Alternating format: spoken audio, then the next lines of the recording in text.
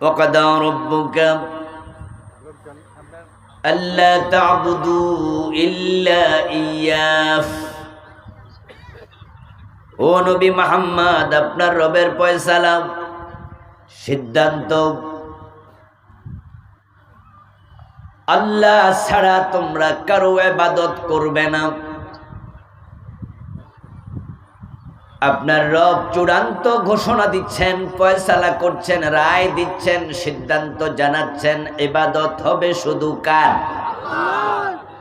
আল্লাহর ফয়সালার বাহিরে চলার কোনো অধিকার তার মাখলুকের নাই। আল্লাহ যা বলেন সেটা ফাইনাল, এবং তিনি এত মহান, তার কথার বাহিরে কেউ যদি চলে তাহলে তিনি তাকে বড় শক্ত করে ধরেন, এমন ভাবে ধরেন, বিস্ময়কর পন্থায় ধরেন, আজীব ভাবে ধরেন। অতীতের ইতিহাস তাই বলে, আল্লাহর কথার বাহিরে কোন নবী চললে আল্লাহ নবীকেও ছাড় দেন নাই। তিনি এত বড়, কুছ পরোয়া নিহি, কাউকে তিনি পরোয়া করেন না। এজন্য তার নাম তিনি রেখেছেন আজিজ, মহাপরাক্রমশালী। তার নাম তিনি রেখেছেন জব্বার, জবরদস্ত। তিনি বলেন যে আমি যা চাই তাই করি, ইয়াফআলুল্লাহু মা ইয়াশা ফাআলুল লিমা ইউরিদ। আদম আলাইহিস সালামকে বলেছিলেন ওই গাছের কাছে যাইও না। আল্লাহর নবী আদম আল্লাহর কথার একটু বাহিরে চলে গেছে, মা হাওয়া সহ গাছের কাছে গেল, গাছের ফল খেলো। আল্লাহ আদমকেও ছাড় দেন নাই, সাথে সাথে জান্নাতি পোশাক খুলে নিয়ে গেলেন। তিনি কত সিরিয়াস। ফালাম্মা যাকা আশ-শাজারা বাদাত লাহুমা সাওআতুহুমা। আদম এবং হাওয়া আলাইহিমাস সালাম ওই গাছের ফল খেলেন, সাথে সাথে পোশাক খসে পড়ে গেল। দুজন এখন ল্যাংটা, উলঙ্গ। আল্লাহ জান্নাতের ভিতরে পোশাক খুলে নিলেন। তফিকা ইয়াকসিফানি আলাইহিমা মিন ওয়ারাকিল জান্নাহ। জান্নাতের গাছের পাতা ছিঁড়ে তারপরে নিজের লজ্জাস্থান আবৃত করছিলেন। নবী ইউনূস আলাইহিস সালাম আল্লাহর কথার বাহিরে চলতে চাইলেন, নিনুয়া নামক জায়গায় দাওয়াত দেও। উম্মতের সাথে হট্টগোল হলো, ধারণা করলেন উম্মত ওনাকে আক্রমণ করবে, তাই তিনি এলাকা ছেড়ে চলে যাবেন। নৌকায় উঠেছেন, আল্লাহ দায়িত্ব দিছে ঢাকা, চলে যাচ্ছে চিটাং। আল্লাহ কয় অনুমতি দিল কেডা?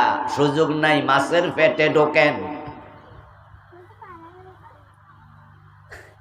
আল্লাহ কেমন, নবীরও ছাড়ে না, আর আমরা কেডা?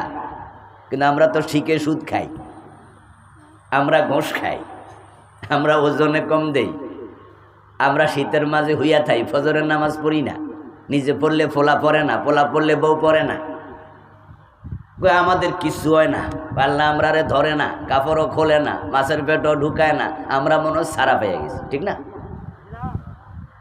আমরা ধরবে না, কি মনে হয় আপনাদের কাছে? ছেড়ে দিছে না? আল্লাহর কথার বাহিরে গেলে আল্লাহ নবীদেরকে সাথে সাথে ধরতেন। এর কারণ ছিল নবীকে আল্লাহ তাআলা ভুল সহ মরতে দিতে চান না। সুবহানাল্লাহ পড়েন। আল্লাহ চান নবী সংশোধন হোক, নবী ফিরে আসুক, তাওবা করুক। কিন্তু আপনার আমাকে আল্লাহ এতটা যত্ন নেন না, কেয়ার করেন না। এই জন্য আপনি সুদ খান, হারাম খান, আপনি বেনামাজি হন, মদ খান, আল্লাহ কয় তোরেও আমি ধর্মু, তবে তাৎক্ষণিক না। তুই আয় আমার কাছে। উল্টা পাল্টা চলতে চলতে যখন আজরাইল আসবে, তখন আল্লাহ বলবে, আজরাইল যাও। যাওয়ার সময় জাহান্নাম থেকে আগুন দিয়ে বানানো চাবুক নিয়ে যাও। দেখা হলেই তার চেহারার পিঠের মাঝে পিটাতে শুরু করবা।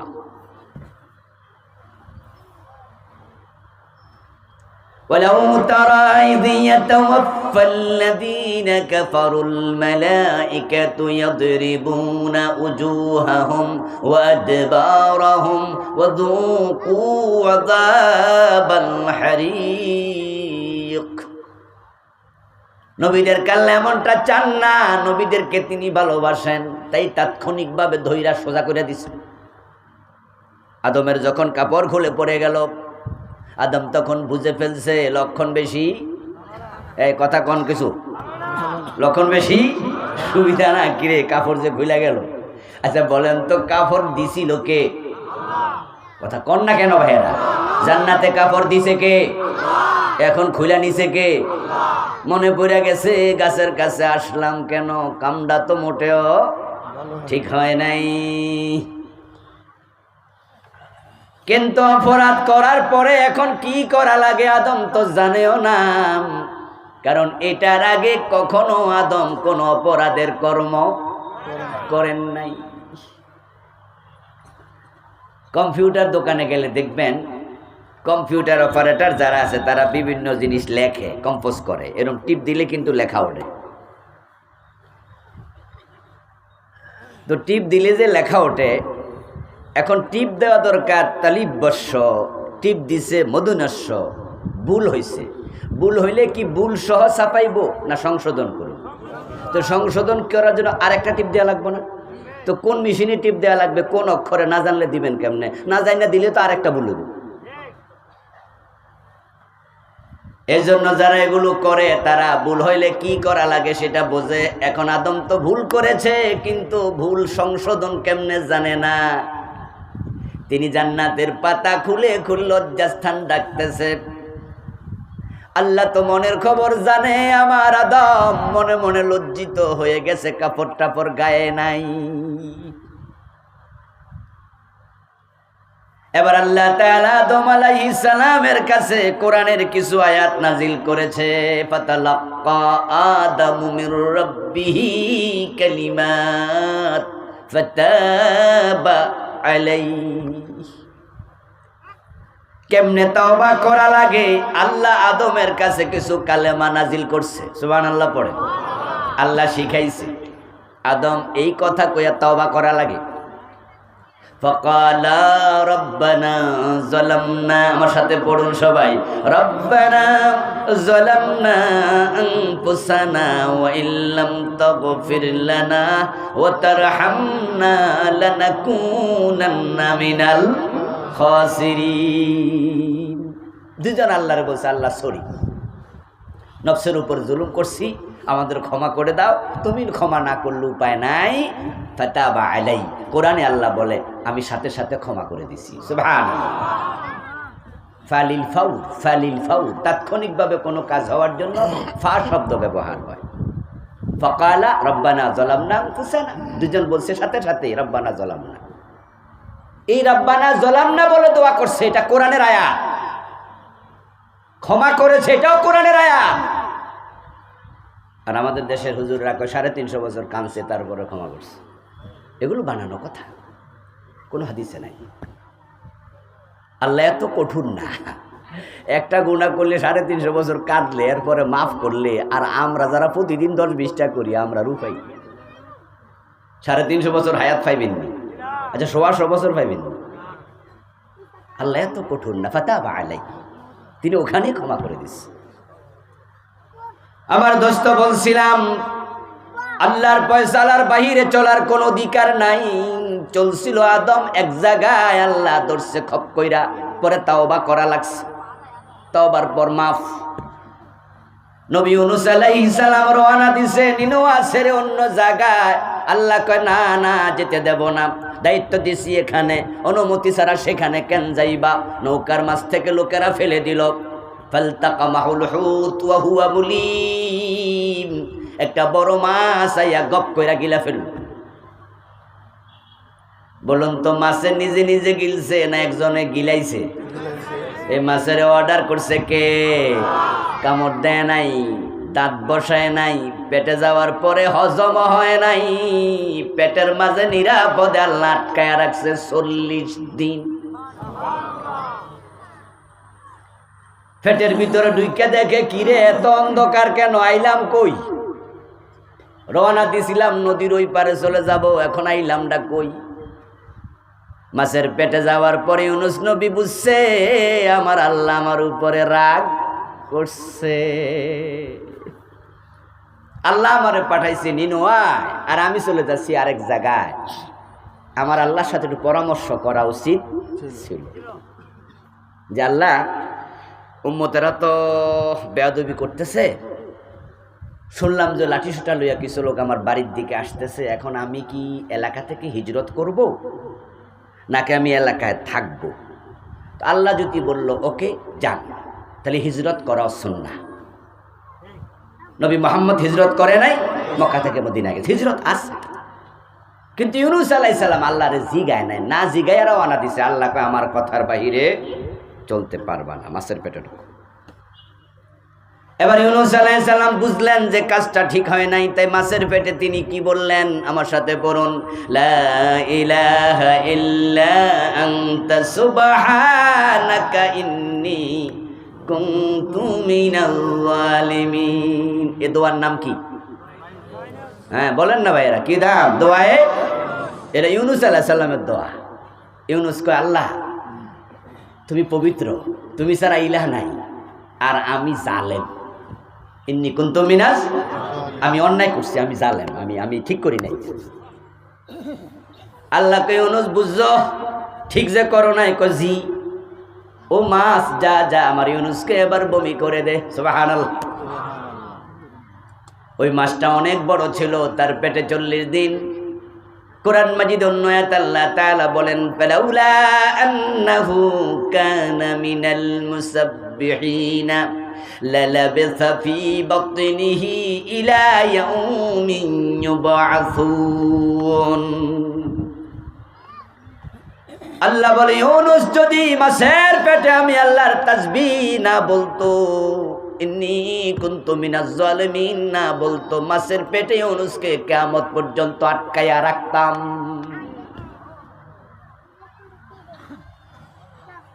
আল্লাহ কত বড়, কত শক্ত, ধরলে কারোর আর ছাড়ে না। এই যে 5 তারিখে ধরছে এক দলের, খেয়াল করছেন না? কোথা থেকে কোথায় নিয়ে গেছে। আল্লাহ ধরা ডরাইয়েন, সবসময় ভয় পাইয়েন, সরি বললেন, বেশি অন্যায় করেন না, কখন যে ধরে কোয়া যায় না।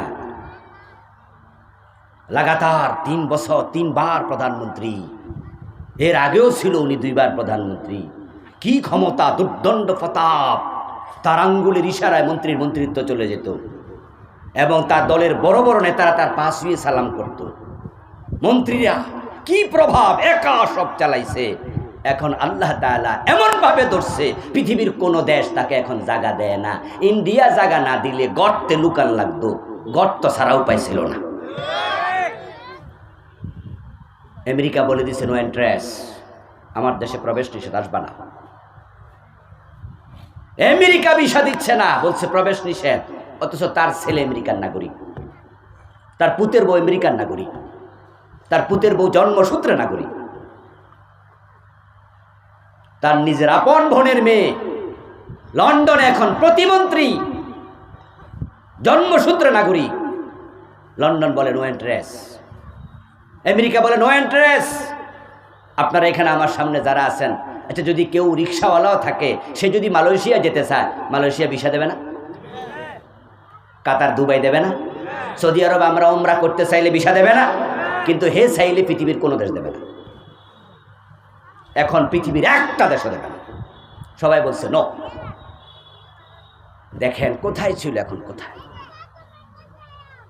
এখন মোদি মিয়া একটু দয়া করছে, আর দয়া না করলে উপায় ছিল না। পত্রিকায় পাইছিলাম কিছুদিন আগে দুবাই গেছিল, 10 ঘন্টা এয়ারপোর্টে বসায় রাখছে, বসায় রাইখা তারপরে ফেরত দিছে আবার ইন্ডিয়া।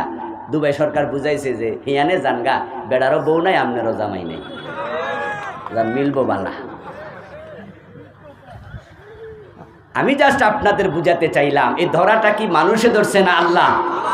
আল্লাহ ধরা কি সহজ না কঠিন? এর জন্য নিজেরাও সাবধানে থাকেন, কিন্তু খুব সাবধানে থাকেন। যে সুদ খাইতেছেন জনমের মতো ধরলে ভিক্ষুক বানায় ছেড়ে দেবে।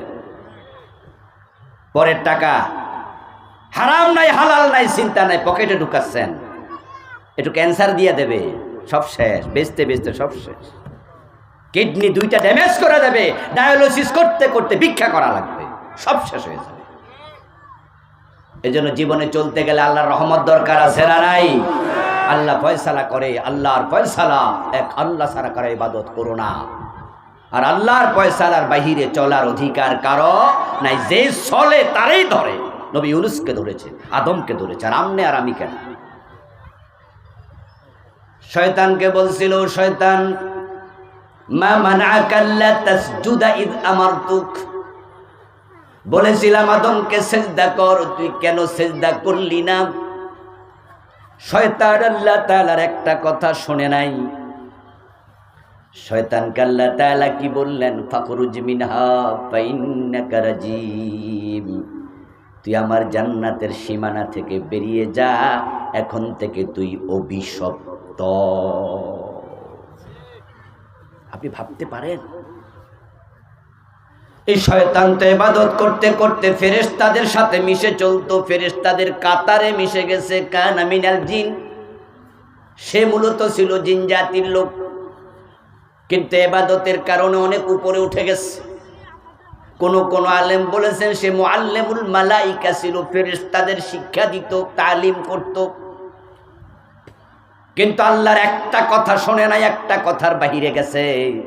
আল্লাহ কয় ফাইন্নাকা রাজিম, এখন থেকে তুই অভিশপ্ত, তুই কাফের। আমরা যারা আল্লাহর কথার বাহিরে চলতেছি একটু সাবধান হওয়া দরকার না? আমরা আল্লাহর কাছে সরি বলবো, ইস্তেগফার করব, ক্ষমা চাইব। আমরা মানুষ। নবীরা যদি আল্লাহর কথার মাঝে মাঝে বাহিরে চলে যায়, বাবা আদম নবী হইয়াও যদি আল্লাহর কথা লঙ্ঘন করে, আমরা উনার ছেলে, আমরা নবী না, সাহাবী না, তাবী না, তাবে তাবী কিচ্ছু না, আমাদেরও কিছু ভুল হবে, এটা রহমান জানে। এজন্য তাওবার একটা দরজা আছে, যেটা বানাইছে আর কোনোদিন বন্ধ করে নাই। সূর্য পশ্চিম দিক থেকে উদিত হওয়ার আগ পর্যন্ত তাওবা কবুল হতেই থাকবে।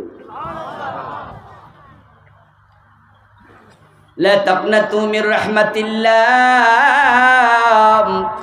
ইন্নাল্লাহা ইয়াগফিরুয যুনুবা জামিআ। ও গুনাহগারেরা, গুনাহ করে হতাশ হইও না। আমি আল্লাহর রহমত থেকে হতাশ হইও না, বরং তুমি যদি তাওবা করো, যত গুনাহ করেছো আল্লাহ সব গুনাহ একসাথে মাফ করে দেবেন। শয়তান বড় দুষ্ট, সে না মাঝে মাঝে আমাদেরকে হতাশ করেও আল্লাহর ইবাদত থেকে সরাইয়া দেয়। রাতের বেলায় বন্ধুদের ফাঁদে পড়ে মদ খাইয়া ফেলছে, অথচ কখনো মদ খায় নাই। সে ভালো মানুষে, নামাজ টামাজ পড়তো, আপনাদের এলাকারই ছেলেপুলে আছে। ও বন্ধু বান্ধবের সাথে মিশতে যেয়ে রাতের বেলায় একটু মদ খাইয়া ফেলছে। মদ খাওয়ার পরে ফজরের টাইমে যখন আজান হয়েছে, অন্যদিন তো ফজরের নামাজ পড়ে, আজকে আজান হওয়ার পরে টের পাইছে। টের পাওয়ার পরে শয়তান তারে কইতাছে, এই বেডা রাতে মদ খাইছ, এখন আল্লাহর সামনে নামাজে খারাইবি, লজ্জা লাগে না? তোর ফেডের ভিতরে তো মদ, এই মদ লইয়া ফেডের ভিতরে নামাজ পড়বি, তোর শরম লাগে না? তখন সে কয় ঠিক কথাই তো, যাক অন্যায় তো কইরা লাইছি, তাহলে নামাজও পড়বো না। শয়তান হাততালি দিয়া কয় কামের কাম করছি, রাতে করাইছি এক গুনাহ, এখন করাইছি আরেক গুনাহ। আবার বন্ধু রাতের বেলায় জেনা লিপ্ত হয়ে গেছে, শয়তান ফজরের টাইমে এসে কানে কানে ফড়া দেয়, বলে তুই তো রাতে ব্যভিচার করছস, আল্লাহর সামনে তুই দাঁড়াবি, এই চোখ নিয়া চেহারা নিয়া শরম লাগে না? ও কয় ঠিক কথা তো, আমি তো গুনাহগার, এত বড় গুনাহ করছি, কোন শর্মে আল্লাহকে বলি ইয়াকা নাবুদু, আল্লাহ তোমার গোলামি করি না, ঠিক আছে পড়মু না। শয়তান হাততালি দিয়া কয় কামের কাম করছি, রাতে জেনা করাইছি, এখন ফজরের নামাজ কাজা করাইছি, আস্তে আস্তে করে দিন থেকে দূরে সরাইয়া দেয়। তাই আমার আল্লাহ বলো, আমার বান্দারা আমার রহমত থেকে নিরাশ হইও না।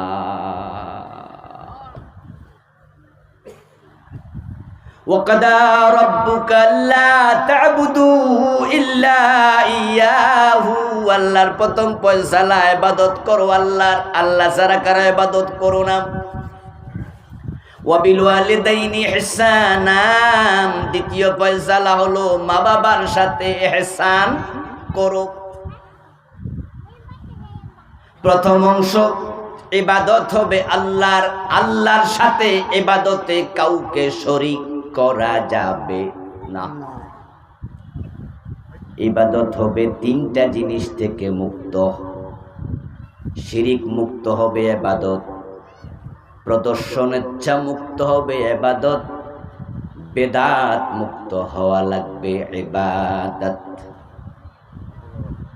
ইবাদত করার সময় যদি আপনি মনে করেন যে দান করছি, মসজিদে আসলেন, মাহফিলে আসলেন, 10,000 টাকা দান করলেন, দান সাদাকা ইবাদত, কিন্তু আপনি মনে মনে ভাবছেন যে আমি যদি দান করি মানুষ আমাকে দানবীর বলবে, আমি যে দান করছি মানুষ জানবে, আমারে বাহবা দেবে, সামনের নির্বাচনে খারাইলে ভোট দেবে। ইবাদতের মাঝে অন্যের সন্তুষ্টি আশা করলেন, শিরিক হয়ে গেল। এটা রিয়া নামক শিরিক। নামাজ পড়তে দাঁড়ালেন, 1 রাকাত পড়ছেন, এর মাঝে দেখলেন যে পাশে এসে এক লোক, ভদ্রলোক বইছে। আপনি মসজিদের মুয়াজ্জিন, ইমাম, উনি এসে আপনার দিকে তাকায় আছে যে কেমনে হুজুরে নামাজটা পড়ে একটু দেখি। আপনিও বুঝতে পারছেন যে হে যে পাশে বইয়া চাইয়া রয়েছে, আর মনে মনে ভাবতেছেন এখন যদি তাড়াহুড়া কইরা রুকু দেই, তাড়াহুড়া কইরা সেজদা দেই, বেড়া তো চা দোকানে বইয়া মানুষের লগে সমালোচনা করব যে হুজুর রুকু দিয়ে সোজা হইয়া খাড়ায় না, হুজুর 2 সেজদার মাঝখানে বসে না, হুজুর সুবহান রাব্বিয়াল আযীম আলা 3 বার কয় না, মানুষে কইব কি? এই জন্য আপনি এখন নামাজ পড়তেছেন সুন্দরভাবে, ধীরস্থিরভাবে, আল্লাহর খুশির জন্য না সমালোচনা থেকে বাঁচার জন্য? সে আপনার ভালো নামাজ দেখে আবার সমালোচনা করবে না, প্রশংসা করবে। আমাদের মুয়াজ্জিন সাহেব, ইমাম সাহেবের নামাজ খুব সুন্দর। আপনার এই ইবাদতে নামাজে শিরিক ঢুকে গেল, এটা রিয়া। রাসূলুল্লাহ সাল্লাল্লাহু আলাইহি ওয়াসাল্লাম বলেছেন, মানুষকে দেখানোর জন্য যে ব্যক্তি ইবাদত করে সে শিরিক করে। তাই তো হাসরের ময়দানে আল্লাহ তাআলা যখন মানুষের আমলের হিসাব নিতে যাবেন, তিনি বলবেন, ও দুনিয়ার মানুষ শোনো, মান আমিলা আমালান ওয়া আশরাকা মাইয়া গায়রি তারাকতু, তোমাদের মাঝে যারা নেকামল করেছো দুনিয়ায়, ওই আমল করার সময় শুধু আমার সন্তুষ্টি তোমার উদ্দেশ্য ছিল না, তুমি অন্য কিছু যোগ করছো, আমি আল্লাহ আজকে তোমাকে ছেড়ে দিলাম, তোমার মতো বান্দা আমার প্রয়োজন নাই। খুব সাবধান। আল্লাহর ইবাদত হবে, আল্লাহরই হবে, এর সাথে দুনিয়ার কাউকে ঢুকানো যাবে না। কুল ইন্না সালাতি ওয়া নুসুকি ওয়া মাহইয়ায়া ওয়া মামাতি লিল্লাহ, বলুন আমার নামাজ, আমার কুরবানি, স্যাক্রিফাইস, আমার জীবন, আমার মরণ, সব কিছু শুধু কার জন্য? শুধু আল্লাহর জন্য। এজন্য ইখলাস তৈরি করতে হবে ইবাদতে, শিরক করা যাবে না। আর কিছু কিছু তো আছে ডাইরেক্ট শিরিক, যেগুলো রিয়া নয়, ডিরেক্ট শিরকে আকবর। যেমন সেজদা, সেজদার মালিক কে? কথা বলুন। আবার বলেন। পীর সাহেব রেজে দিলেন, পীরের পায়ে সেজদা দেয় এমন লোক বাংলাদেশে নাই। মাজারে সেজদা দেয় এমন আছে না নাই? সেজদার মালিক কে? এই ইবাদত শুধু আল্লাহর। তাই অন্যকে সেজদা দিলে আপনার ঈমান শেষ। ইবাদত হবে শুধু আল্লাহর, তাই সেজদা হবে শুধুই তার। ও দোস্ত, সন্তান চাইবেন, দোয়া করবেন আল্লাহর কাছে, আল্লাহ আমার ছেলে দাও, রাব্বি হাবলি মিনাস সালিহিন। ও আল্লাহ আমার একটা নেক সন্তান দাও। এটা আল্লাহ দিতে পারে, আল্লাহ ছাড়া সন্তান দেওয়ার ক্ষমতা কারো নাই। কিন্তু আপনি পীর সাহেবের মাজারে যাইয়া চাইছেন, খাজা বাবা আমার একটা ছেলে দাও। এবং হুজুর মাহফিল আইসা কয় আল্লাহর দন রাসূলকে দিয়া আল্লাহ গেছে গায়েব হইয়া। রাসূলের দন খাজা লইয়া শুইয়া আছে আজমিরে, কেউ ফিরে না খালি হাতে খাজা বাবার দরবারে। নাউজুবিল্লাহ। বক্তা মাহফিলে আইসা শিরিক প্রচার করে, কোন দেশে আছে? শ্রোতারা আবার সুবহানাল্লাহ কয়ে জিন্দাবাদ দিতেছে। নাউজুবিল্লাহ বলা দরকার ছিল, ঠিক না? খাজা বাবা কোত্থেকে দেবে? উনি তো মরে গেছে। যিনি মরে যায় তার কবরে তুমি চাইতে যাইও না, কবরে গেলে কিছু দিতে যাও, কবরে কখনো চাইতে যেও না। রাসূলুল্লাহ শিখাইছে কবরে যদি যাও তাহলে কি বলবেন? আসসালামু আলাইকুম আহলাদ দিয়ার মিনাল মুমিনিনা ওয়াল মুমিনাতি ওয়াল মুসলিমিনা ওয়াল মুসলিমাতি আনতুম লানা সালাফ নাহনু লাকুম তাবা ইনশাআল্লাহু বিকুম লাহিকুন নাসআলুল্লাহ লানা ওয়া লাকুমুল আফিয়া। সালাম দেবেন, বলবেন আপনাদের প্রতি সালাম ও মুমিন মুমিনা নরনারী কবরবাসী, তোমরা চলে গেছো আগে, আমরা পিছনে আসতেছি, কিছুদিন পরে হাসরের ময়দানে একসাথ হব, দেখা হবে। আর শেষে বলবেন তোমাদের জন্য আমাদের জন্য আল্লাহর কাছে ক্ষমা চাই। কবরে গেলে তার জন্য ক্ষমা চাইবেন, দোয়া দিবেন, কিছু নিজে চাইবেন না, কারণ যে মরে গেছে সে দেয়ার কোনো ক্ষমতা তার আর নাই। আপনাদের এই কিশোরগঞ্জের সবচেয়ে বড় হুজুর যদি মারা যায় আর আপনি সেখানে যান, যাই দেখবেন যে লাশ শুয়ে আছে শটান। তা আপনি বললেন যে হুজুর আমি আপনার কাছে আসছি, হুজুর আপনি মারা গেছেন শুনে আসছি, উনি শুনছে? কথা জবাব দেবে? তো কবরে দেওয়ার পরে সান কেন? হে তো হুনেই না, দুনিয়া থাকতেই তো হুনে না, মাটির উপরেই তো চুপ করে আছে, নিজের গায়ের জামা নিজে খুলতে পারে না, আরেকজনে খুলে দেয়, নিজের গোসল নিজে দিতে পারে না, তাই মুর্দারে আরেকজনে গোসল দেয়, নিজের কবরে নিজে নামতে পারে না, আরেকজনে শোয়াইয়া দেয়, নিজের কাপড় নিজে পরতে পারে না, অন্য বেড়া পরাই দেয়, আর ওর কাছে গিয়া হুজুর কিছু দেন। বেআক্কল কোথাকার। ইবাদত হবে শুধু আল্লাহর, শিরিক মিশ্রিত ইবাদত গ্রহণযোগ্য নয়।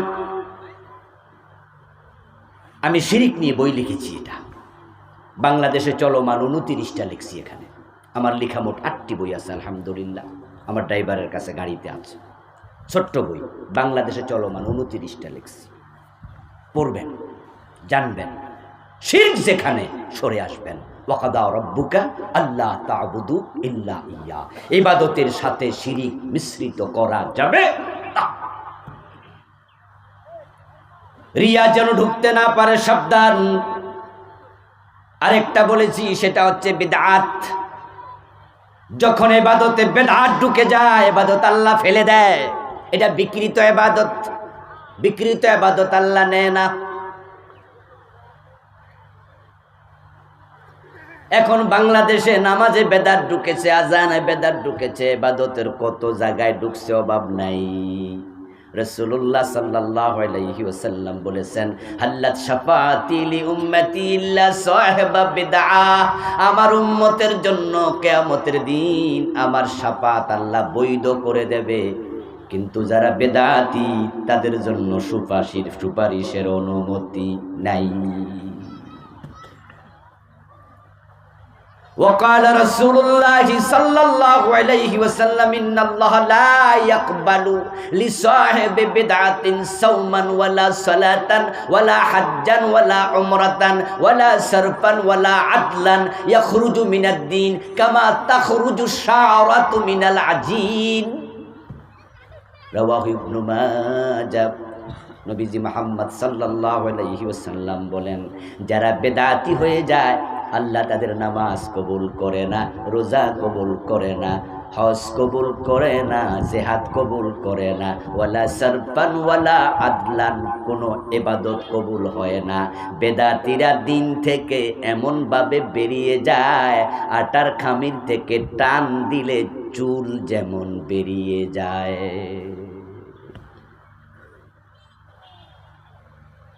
সহিহ বুখারীতে এসেছে রাসূল মুহাম্মদ সাল্লাল্লাহু আলাইহি ওয়াসাল্লাম বলেছেন, আনা ফারতুকুম ইয়াউমাল কিয়ামাতি আলাল হাউজ, আমি তোমাদের সবার আগে হাউজে কাউসারের সামনে হাজির থাকব, আমার উম্মতকে পানি পান করাবো।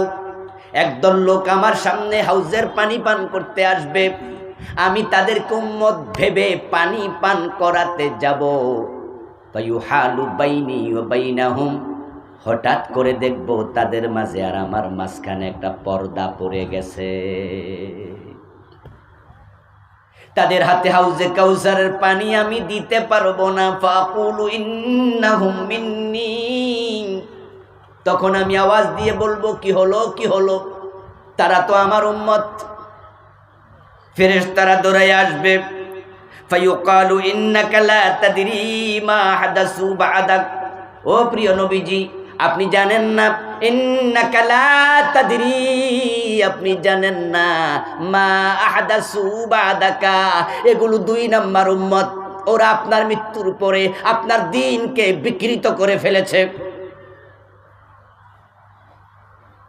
আপনি ইসলামকে যেভাবে রেখে এসেছেন সেভাবে মানে নাই, অসুবিধা হলে বাদ দিছে, সুবিধা হলে বাড়াইছে। ফাকুলু সুকান সুকান লিমান গায়্যারা বাদি, রাওয়াহুল বুখারী, সহিহ বুখারীর হাদিস শোনাচ্ছি দোস্তগণ। রাসূলুল্লাহ বলেন, তখন আমিও বলবো, দূর হ দূর হ, যারা আমার ইসলাম উল্টা পাল্টা করছিস তোরা হাউজের পানি পাবি না, আমার শাফাআত তোদের কপালে নেই। আমার সামনে যারা বসে আছেন রাসূলের শাফাআতের আশা করেন কিনা? দরকার আসেনি না নিজের আমল দিয়ে ফাইরে যাবেন?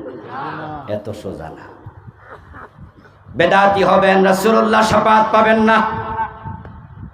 বেদাত মানে ইসলাম বিকৃত করা, নতুন সংযোজন অথবা বিয়োজন, দুটাই বেদাত।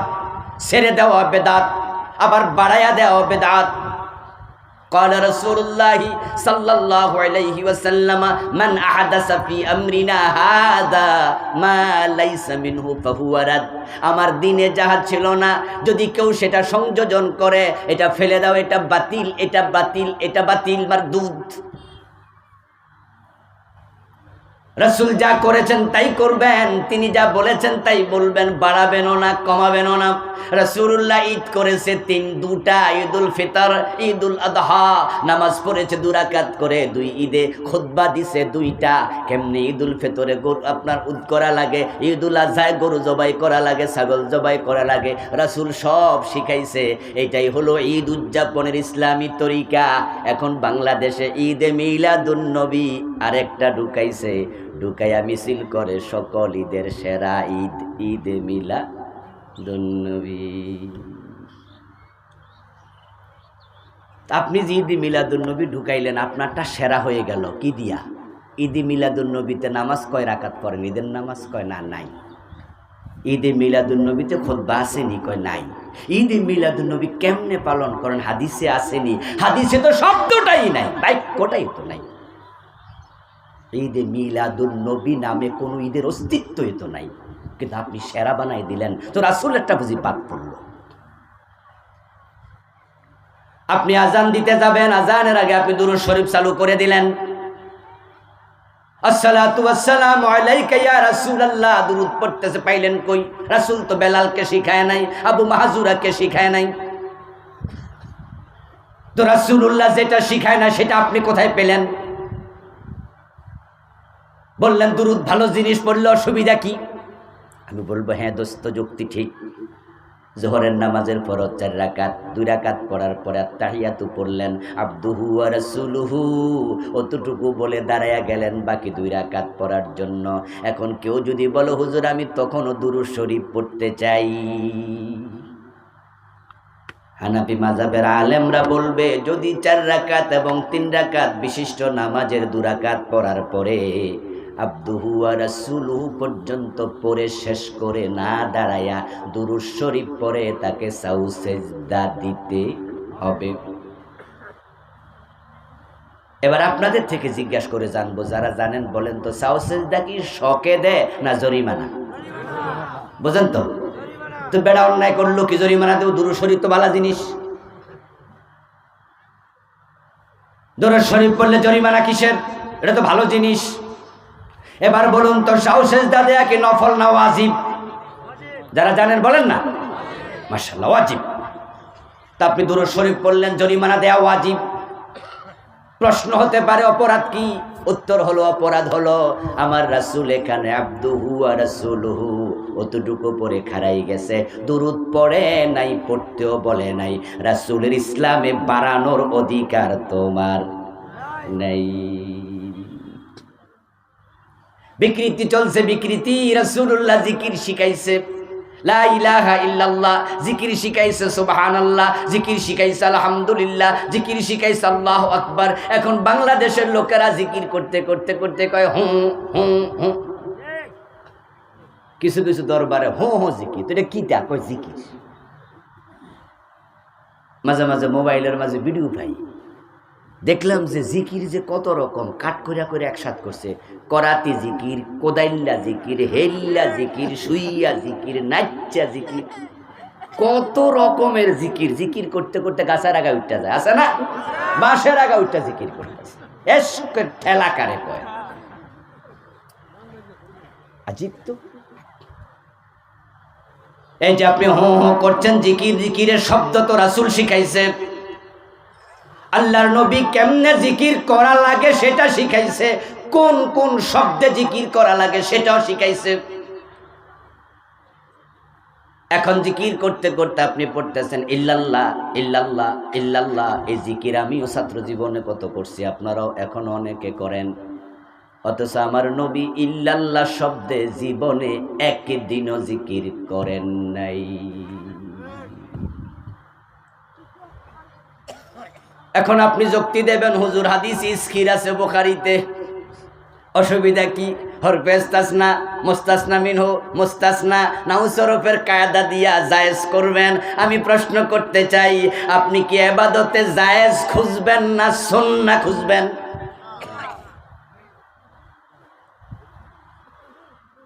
রাসূল যেমনে শিখাইছে আপনি তেমনে করবেন, উল্টা পাল্টা চলবে না, করলে বিপদ, করলে বিপদ।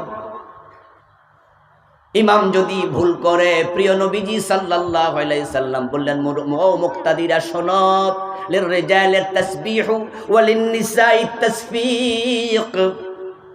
তোমরা যারা পিছনে মুক্তাদি, পুরুষেরা বলবা সুবহানাল্লাহ, ইমামরে লোকমা দিবা সুবহানাল্লাহ বলে। যদি মহিলা মুসল্লি থাকে হাতের উপরে হাত মারবে, মুখে কিছু বলবে না। বাংলাদেশের লোকেরা সুবহানাল্লাহ ধাক্কাই দিয়া আল্লাহু আকবার ঢুকাই দিছে। আপনাদের এলাকায় ইমাম ভুল করলে লোকমা দেয় কি কইয়া? আল্লাহ। রাসূল শিখাইলো সুবহানাল্লাহ, বাংলাদেশের পাবলিক ঢুকাইছে আল্লাহ। কেন আপনার কাছে কি রাসূলেরটা মজা লাগে না?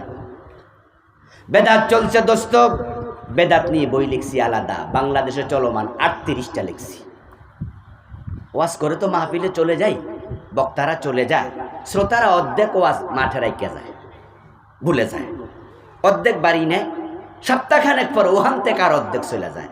যারা খুব মেধাবী তাদের মনে থাকে, অন্য রাস্তে ভুলে যায়। কিন্তু আমি বই লিখছি, 8টা লিখছি, এই জন্য বিষয়ভিত্তিক, যেন পরে আপনি বোঝেন যে 38টা বেদাত আমার জীবনে থাকলে বেদাত পরিত্যাগ করিতেই